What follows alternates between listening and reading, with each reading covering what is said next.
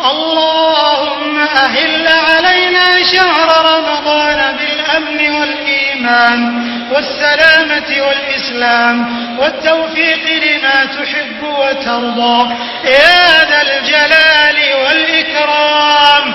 اللهم أعنا فيه على الصيام والقيام. اللهم اجعلنا ممن يصومه ويقومه إيمانا واحتسابا.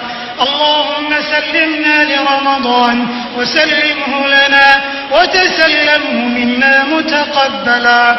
اللهم اجعله شهر عز للإسلام والمسلمين. اللهم اجعله شهرا للنصر والتمكين للإسلام والمسلمين في كل مكان يا رب